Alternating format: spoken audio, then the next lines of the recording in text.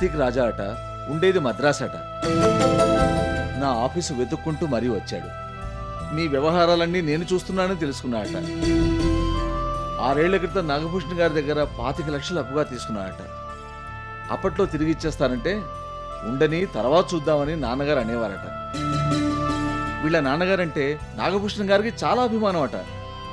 బతికి చితికిన కుటుంబం అని ఈ డబ్బు అడగంగానే అందజేశారట. అందుకే ఎప్పటికప్పుడు తిరిగి ఇచ్చేస్తానంటున్నా, నువ్వు బాగా సెటిల్ అయ్యాక తీసుకుంటానులే అనేవారట. ఇతని ఈ మధ్య అమెరికాకి వెళ్ళి మొన్నే తిరిగి వచ్చాడట. వచ్చిన తర్వాత జరిగిందంతా తెలుసుకొని చాలా బాధపడ్డాడట. మీ గురించి ఆరా తీస్తే ఎవరూ చెప్పలేకపోయారట. నా గురించి విని ఆఫీసుకు వచ్చాడు. వడ్డీతో సహా ఈ డబ్బును మీకు ఇవ్వమన్నాడు. ఏంటి అలా చూస్తున్నారు? నమ్మబుద్ధి కావడం లేదా? బ్రీఫ్ కేసు తెలిస్తే నిజమని మీకే తెలుస్తుంది. అంతకు ముందు లోన్ తీసుకున్నప్పుడు మీ నాన్నగారికి రాసిచ్చిన పత్రం, మిగతా వివరాలన్నీ బ్రీఫ్ కేసులో ఉన్నాయి.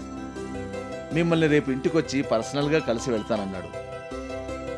ఈలోగా ఈ డబ్బును మీకు అందజేసి విషయం చెప్పమన్నాడు. మీకు ఇంకే సహాయం కావాలన్నా చేసి పెడతానంటున్నాడు.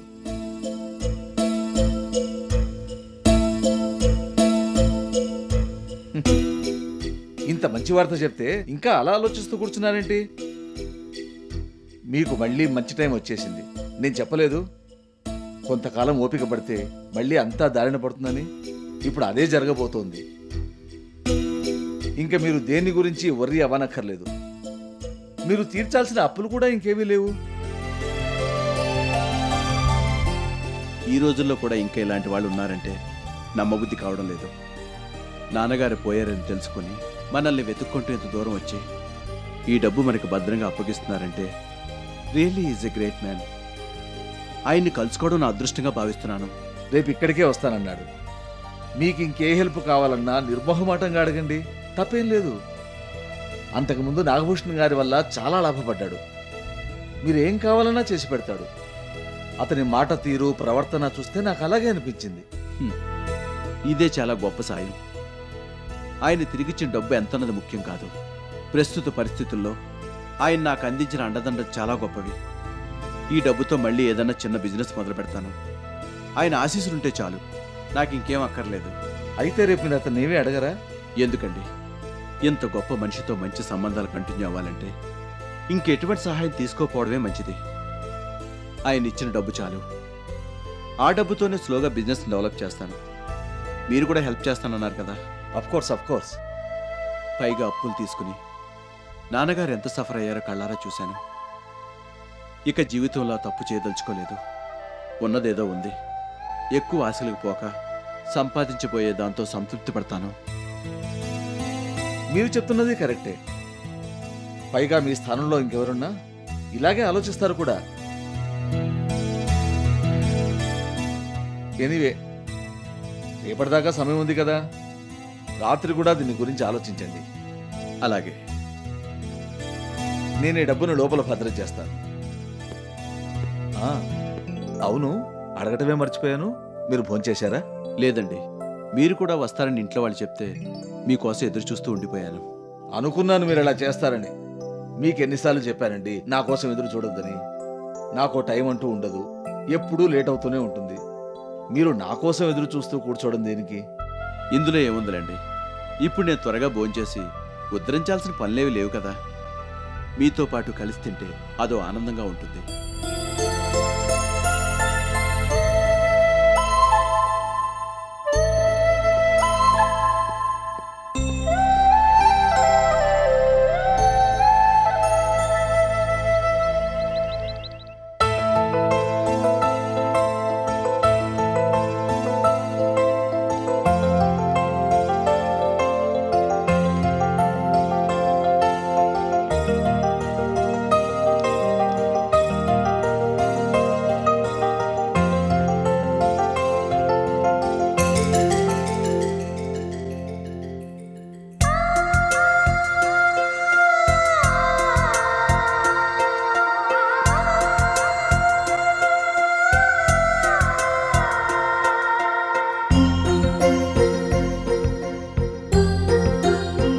నమస్కారం అండి. బాగున్నారా? ఆ, లోపలికి వస్తూనే మిమ్మల్ని చూశాను, ఆశ్చర్యపోయాను.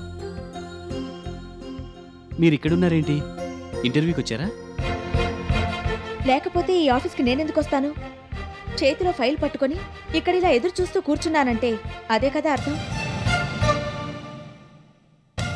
మా ఫ్రెండ్ని కలిసి వెళ్దామని ఇక్కడికి వచ్చాను. See you later.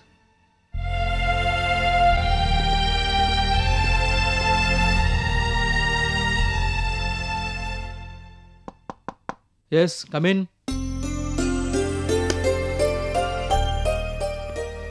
ఓ మీరా, అక్కడే నిలబడిపోయారే. రండి రండి, ప్లీజ్ హ్యావ్ ఎ సీట్. మీరు మాకు చేసిన సాయం ఈ జన్మలో మర్చిపోలేం. మొత్తం కంప్యూటర్స్ అన్నిటినీ కట్టగట్టి బయట పారేయాల్సి వస్తుందేమోనని భయపడ్డాం. మళ్ళీ కొత్త సెటప్ కొనాలంటే చాలా అయ్యేది. అదృష్టవశాత్తు మీరు ఆ ప్రాబ్లమ్ను రెక్టిఫై చేశారు కాబట్టి సరిపోయింది. I really can't express my happiness and gratitude. Please అలా కూర్చోండి.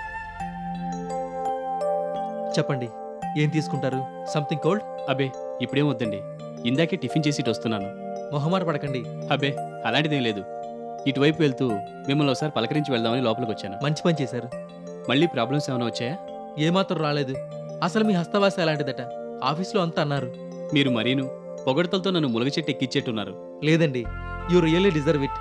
మీరు హెల్ప్ చేయకపోతే మేము చచ్చుండేవాళ్ళం. గొప్ప గొప్ప కంప్యూటర్ స్పెషలిస్టులకి ఎక్విప్మెంట్ని చూపించి వాళ్ళు పని జరగదంటే నీరసపడిపోయాం. ఇంతలో ఆ దేవుడే పంపించినట్టుగా మీరొచ్చారు. మా ప్రాబ్లం సాల్వ్ చేశారు. ఇంతకీ మా మోహన్ ఎలా ఉన్నాడు? బానే ఉన్నాడు. నేను ఇప్పుడు నా సొంతంగా వచ్చిన బిజినెస్ పెట్టుకోవాలనుకుంటున్నాను. అలాగా, I see. That's news for me. నాకు ఎప్పటి నుంచో ఈ ఆలోచన ఉంది. ఇప్పటికి కార్యరూపం దాలుస్తోంది. చెప్పండి, ఈ విషయంలో మీకు ఎటువంటి సాయం కావాలన్నా నేను చేసి పెడతాను. Please don't hesitate to ask me for anything. అబే ఏం అవసరం లేదు. ఇక ముందు ఏమన్నా ఉంటే మిమ్మల్ని తప్పకుండా అడుగుతాను. ఏమో మరి, అసలే మొహమాటస్తులు. అలాంటిదేం లేదు. మీరు ఇలా అనుకోకుండా ఉండడానికి నేను మిమ్మల్ని ఇంకో చిన్న ఫేవర్ అడుగుతాను. అఫ్ కోర్స్, తప్పకుండా. I will be glad to help you. ఏం లేదండి, నేను ఇలా అడుగుతున్నానని మీరు వేరేగా అనుకోవద్దు. మీ ఆఫీస్లో ఏదో ఇంటర్వ్యూకి నాకు బాగా తెలిసిన వాళ్ళమ్మాయి అటెండ్ అయ్యారు. ఆవిడ గురించి మీకు మాట చెప్దామని. చెప్పండి. నాకు ఆవిడ గురించి బాగా తెలుసు. చాలా అభిమానవతి. ఇంతకు ముందు అనవసరంగా ఏవో ఆరోపణలు ఎదుర్కొని ఉద్యోగాన్ని పోగొట్టుకుంది. ఆ తర్వాత అవన్నీ నిరాధారమైనవని తేలిపోయాయి. పాపం చాలా అవస్థల పాలయ్యారు. సిన్సియర్గా పనిచేస్తారు. ఇంతకీ ఇంటర్వ్యూలు ఏ పోస్ట్కి? అకౌంట్ సెక్షన్లో. మాకు అకౌంట్స్ అసిస్టెంట్ కావాలి దానికోసం. అయితే ఇకనే she's very good at it. చాలా అనుభవం కూడా ఉంది. మీకు ఆవిడ క్వాలిఫికేషన్స్, యాటిట్యూడ్ నచ్చితేనే మీరు ఈ ఉద్యోగాన్ని ఇవ్వండి. అంతకన్నా మంచి క్యాండిడేట్ దొరుకుతుందని నేను అనుకోను. ఒకవేళ మీకు ఈ ఇంటర్వ్యూలో దొరికినా నేను మీ నిర్ణయానికి అడ్డురాను. కాకపోతే ఈవిని అపాయింట్ చేసుకోవడం మీకు తప్పకుండా ప్లస్ పాయింటే అవుతుందని నేను అనుకుంటున్నాను.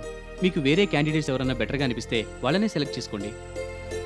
కాకపోతే ఆవిడని అక్కడ చూశాక నాకెందుకో మనసాగలేదు. ఈ చిన్న మాట మీ చెవిన పడేద్దాం అనుకున్నాను. అయ్యో తప్పకుండా, ఇందులో ఏముంది? మాకు అన్ని విధాలుగా కూడా నచ్చితేనే తీసుకోమని కదా మీరు అంటున్నారు. అవును, ఆవిడ క్యారెక్టర్ మాత్రం చాలా గొప్పది. ఆ హామీ నేను మీకు ఇస్తాను. మీరంతగా చెప్పాలా? Anyway, what's her name? Supratika. I see. అలాగే, మీరు చెప్పింది గుర్తుంచుకుంటాను. ఆవిడ పోస్ట్కి సూట్ అవుతారనుకుంటే తప్పకుండా సెలెక్ట్ చేస్తాను. ఏం లేదు, if everything else is equal, please give preference to her.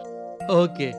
అయినా ఈ మాట చెప్పడానికి మీరు ఎంత ఇబ్బంది పడిపోతారేంటి? ఏం లేదండి, ఆఫీస్ లోపలికి రాకముందు ఈ ఆలోచన లేదు. ఆవిడని అక్కడ చూడగానే నాకెందుకో మీతో ఈ విషయం గురించి చెప్పాలనిపించింది. ముందుగా దీని గురించి ప్రిపేర్ అవ్వలేదు కదా, అందుకే కొంచెం. Okay okay, I understand. ఇంకో ముఖ్యమైన విషయం. చెప్పండి.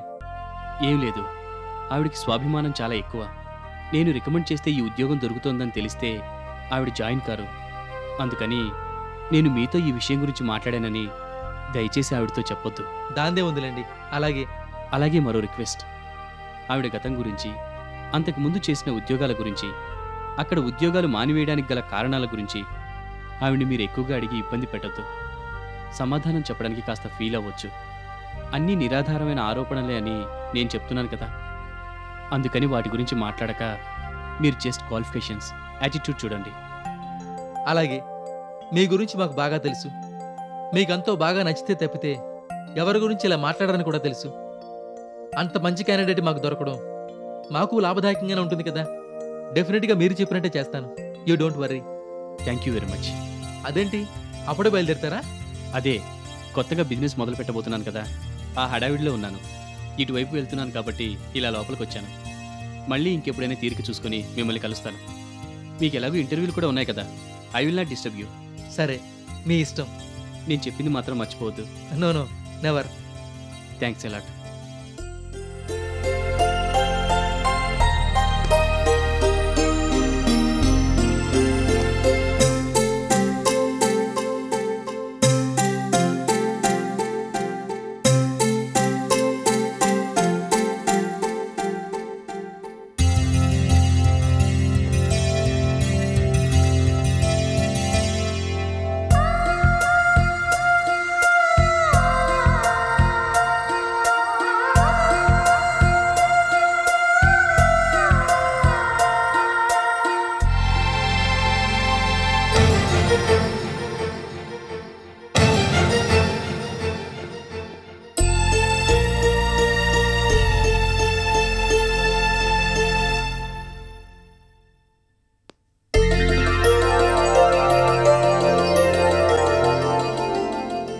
ఒక్క నిమిషం, పాలు తర్వాత తాగుదు గాని. నాకు ఉద్యోగం వచ్చిందమ్మా, నువ్వు కూడా తిను. ఉద్యోగమా? అవును, జీతం కూడా బాగానే ఇస్తారు. ఇక మనకే గొడవ లేదు.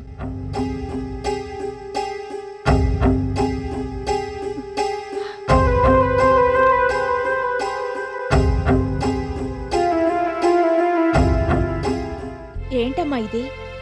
ఉద్యోగం వచ్చిందని చాలా హ్యాపీగా నేను స్వీట్స్ తీసుకొచ్చి తినిపిస్తే మీరిద్దరూ అలా చూస్తున్నారేంటి? మీకు సంతోషంగా లేదా? ఉద్యోగంతోనే గొడవలన్నీ తీరిపోతాయనుకుంటున్నావు నువ్వు. ఆ ఉద్యోగంలోనే సంతోషాన్ని కూడా వెతుక్కోవాలనుకుంటున్నావు. కానీ అసలైన ఆనందం ఇంకెక్కడో ఉందని నేను చెప్తుంటే నువ్వు వినిపించుకోవడం లేదు. దాని గురించే ఆలోచిస్తున్నాను. అంతకి మించి ఇంకేం లేదు. ఎప్పుడూ నీ మాట నీదేనా? కొన్నాళ్ళు నా పెళ్లి గొడవ మర్చిపో. అంత తేలిగ్గా మర్చిపోగలిగితే ఈ ప్రపంచంలో ఏ తల్లిదండ్రులకి ఏ బాధ ఉండదు. మర్చిపోమ్మనే కదా చెప్తున్నాను. ఏమొదినా, అమ్మకి నువ్వైనా నచ్చ చెప్పొచ్చు కదా. నీ ధోరణి నీది, ఆంటీ ధోరణి ఆంటీది. మీ ఇద్దరిలో ఎవరికీ నేను నచ్చ చెప్పలేను. చెప్పినా మీరిద్దరూ వినరు. మీ సంగతి తెలుసు కాబట్టే మౌనంగా ఉన్నాను. అయినా నీ వైపు నుంచి ఆలోచిస్తే నువ్వు కరెక్టే. కానీ ఆంటీ చెప్పేది కూడా సబబుగానే ఉంది. అందుకే ఏం మాట్లాడాలో పాలుపోవడం లేదు. సర్లే, ఈ ఆర్గ్యుమెంట్ ఎప్పుడూ ఉండేదే గాని నువ్వు వెళ్ళి స్నానం చెయ్యి. నేను టిఫిన్ చేసుకొని తీసుకొస్తాను. సుప్రతీకన్నీ తెలుసాంటీ, తనెప్పుడూ సరైన నిర్ణయమే తీసుకుంటుంది. మీరు ఆ నమ్మకంతోనే ఉండండి. అనవసరంగా ఏదేదో ఆలోచించి మీ మనసు పాడు చేసుకోవద్దు. పాలు తాగాక మీకు కూడా టిఫిన్ తీసుకొస్తాను. వదినా, ఒక్క నిమిషం. ఇవాళ నేను కూడా నీకు సాయం చేస్తాను.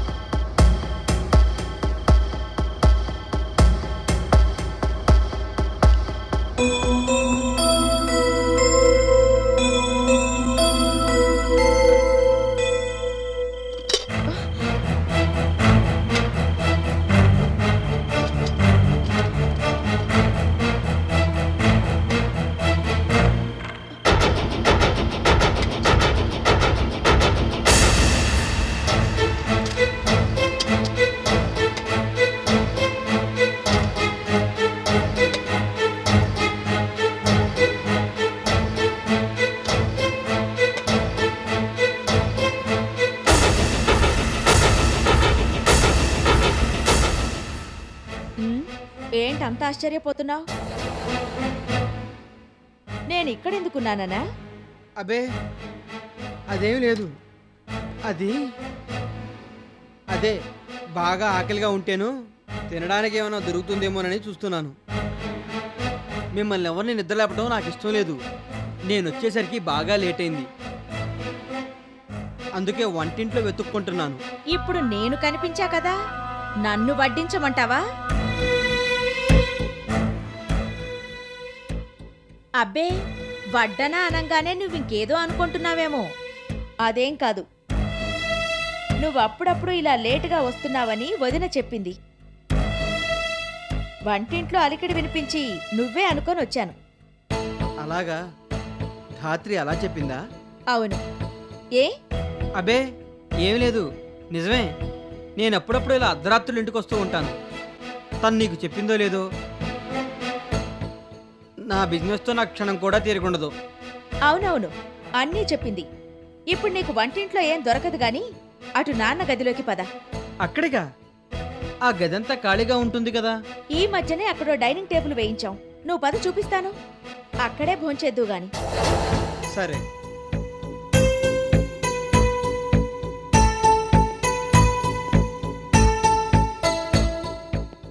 నువ్వు లోపలికి పద, లైట్ వేసుకో. ఈలోగా నేను ప్లేటు గ్లాసు తెస్తాను. సరే.